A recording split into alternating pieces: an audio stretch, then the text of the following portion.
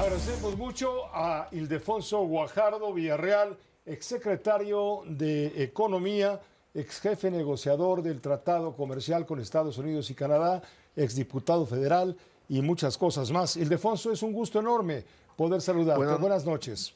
buenas noches, Pepe. Qué gusto saludarte. Gracias, tú eres el experto en estos temas.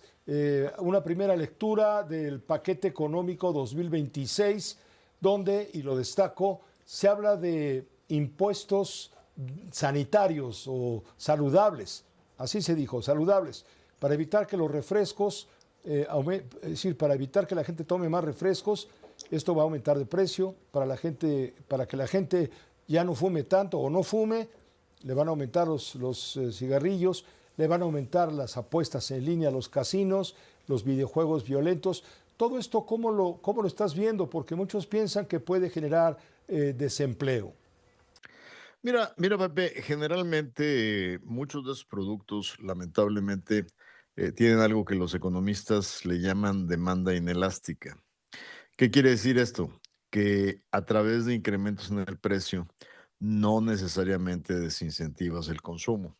Y eso preocupa porque de alguna manera ya tenemos un problema muy serio del consumo de refrescos, hay que reconocerlo. Es un terrible, terrible daño a la salud. México es un país con altísimos niveles de problemas serios en gente con diabetes. Y esto, lamentablemente, si no va acompañado con un programa muy intenso de concientización de la población sobre el daño del consumo de bebidas endulcorantes, pues es doble victimizarlos, porque no sé si a ti te pasa cuando manejas por tu casa, ves construcciones y desde la mañana el albañil va a su chamba con una botella de 2 litros de Coca-Cola, ¿no? Por cualquier marca de Sí, claro. refresco. Y lamentablemente un aumento de precios no sustituye, porque finalmente es parte de la energía, digamos, vía el consumo de azúcar y lamentablemente carbohidratos que nuestra población tiene. Entonces, sí, si el objetivo es remediar uno de los más grandes problemas que tiene el país en materia de salud y de prevención, no se resuelve simplemente con un incremento de impuestos.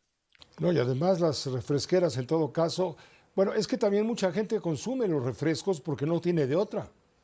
Sí, de hecho, una de las cosas que son más tristes en México es que el paquete, digamos, de energía que se consume, pues está muy influido con harinas, azúcares procesados, harinas procesadas, aceites, y a veces el acceso a una canasta más saludable no es fácil, ¿no? Y por eso esta inelasticidad.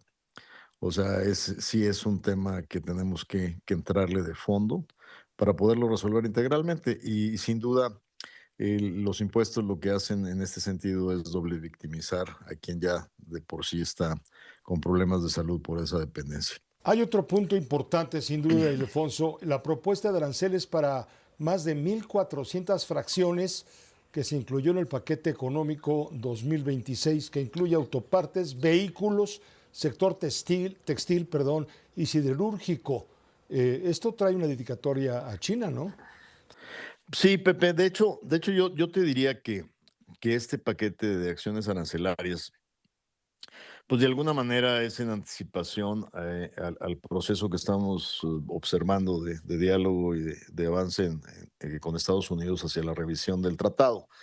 Eh, Aquí yo sería muy cuidadoso porque esta presentación de este paquete, una parte, pues sí, ya se tomó, de hecho, para proteger a la industria nacional textil, que está siendo muy bombardeada por importaciones y contrabando de textiles y de calzado chino, etcétera.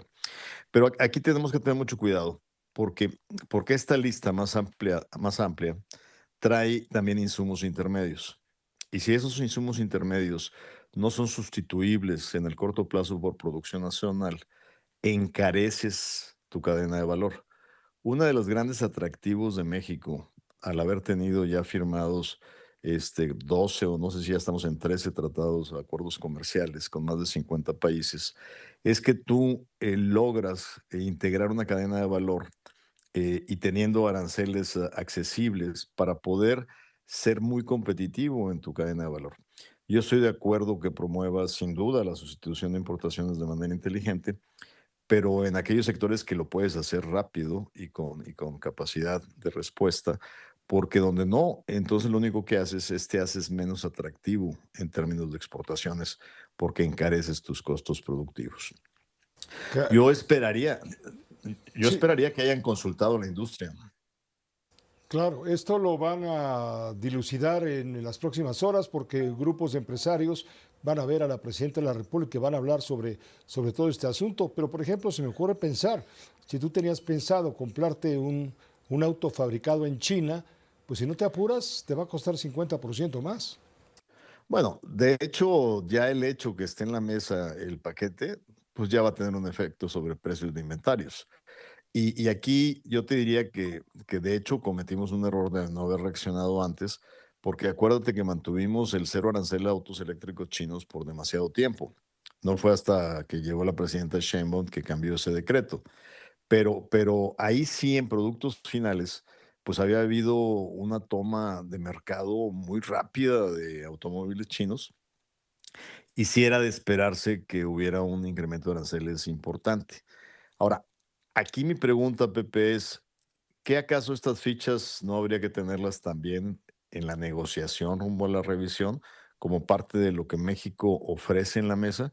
Porque a mí lo que me preocupa con Trump es que darle fichas anticipadas después no te las reconoce ni te las paga.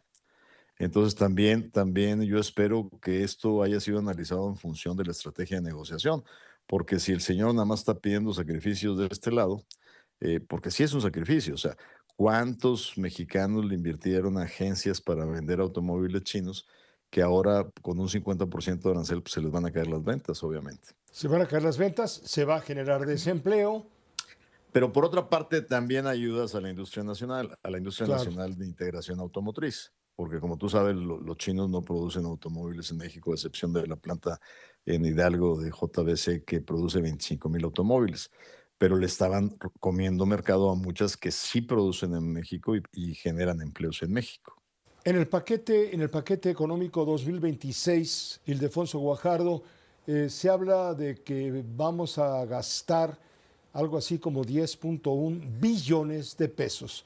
Y de acuerdo al paquete de ingresos, al proyecto de ley de ingresos, se espera recaudar 8, vamos a cerrarlo en 8 billones de pesos. Hay una diferencia de 1.5 billones o 1.8 billones. ¿De dónde va a salir ese dinero si no es de deuda? Pues obviamente la diferencia entre ingresos y gastos pues se remite necesariamente a endeudamiento. Ahora, el tema más importante, Pepe, es que si tú presentas el paquete económico sin una visión a mediano plazo de estabilización de las finanzas públicas, lo que haces es deteriorar las expectativas. Entonces, sí es preocupante el que la presidenta ya haya heredado una deuda tan grande como la que dejó López Obrador, que se haya acabado todos los recursos que había en los fideicomisos especiales, pues claramente deja vulnerable el equilibrio de las finanzas públicas. Y la presidenta pues tiene una serie de cosas que no puede dejar de cumplir, como sus compromisos en materia de programas sociales, etcétera. Entonces sí es muy preocupante que el paquete, aún incluyendo este tipo de impuestos y aranceles, no nos lleve en un horizonte de 2, 3 años a un control del deterioro del déficit fiscal, porque finalmente los mercados son lo que observan, la capacidad de los países de no estar en una espiral donde estés aumentando tu endeudamiento y donde estés deteriorando tu equilibrio fiscal. Entonces, no me preocupa el que un año ocurra, pero ya traemos en todo el sexenio de López Obrador un deterioro importante de los niveles de deuda. Y Ildefonso, muchísimas gracias por permitirnos esta conversación con la audiencia de Grupo Fórmula. Gracias, Pepe, por la invitación. Buenas noches. Buenas noches, gracias. Otra gran mentira de López Obrador, ¿eh? Cuando él llegó al gobierno dijo que no se iba a endeudar a México.